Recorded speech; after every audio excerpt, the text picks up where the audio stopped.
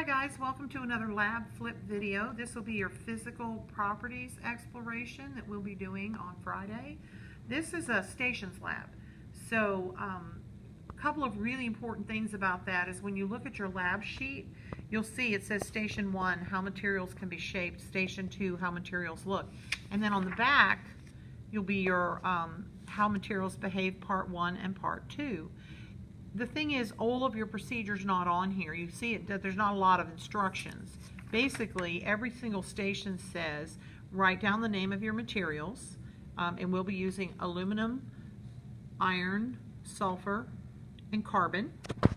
You're going to write those on your sheet, and then at each station there will be a station sheet that tells you exactly what to do.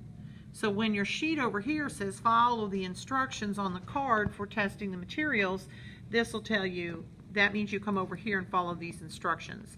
Remembering, of course, to write down your observations, okay? And by the time we get to the lab, we'll have covered a lot of this vocabulary, so you'll know what these words mean. So you don't need to stress about that just yet. You will have the same 4 materials at each station, but you're going to be testing them for different physical properties. So Station 1, we're looking at how they can be shaped. You expected to use the correct vocabulary for that. Station 2 is luster. We're going to be using a flashlight to shine on them to see if they reflect light. Station 3 is the one where you probably have to be the most paying attention. You want to see if the material will conduct electricity. So we'll have this already set up for you, and this one isn't quite set up properly. So if yours isn't working, get your teacher.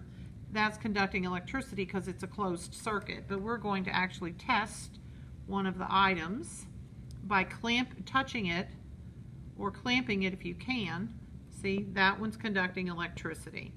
So you'll be testing. If you get a bigger sample like this, you just touch it with both of them to complete the circuit. And if the light does not light up, doesn't conduct electricity. If it does, of course, then you've got a complete circuit. The last thing you're going to be testing is whether the material is attracted to a magnet or not. So you'll have one of these bar magnets at the station. This is pretty straightforward. The big things as far as making this work for everyone all day long is don't mangle the materials. The piece of aluminum foil needs to stay a flat out piece of aluminum foil. The paper clip should not be bent into 1,000 different shapes.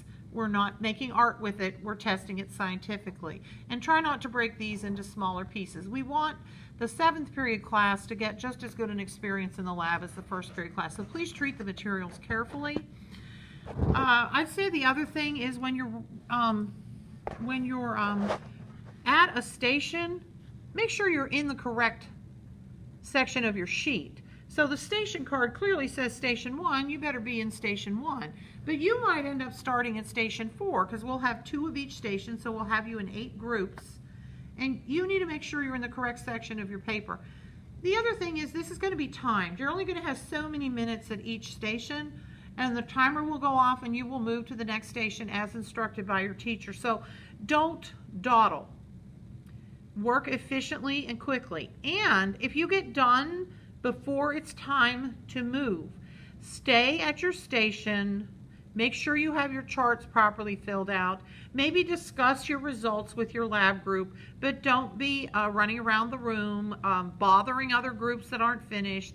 In other words, be a good lab participant, and then everyone will have a great experience.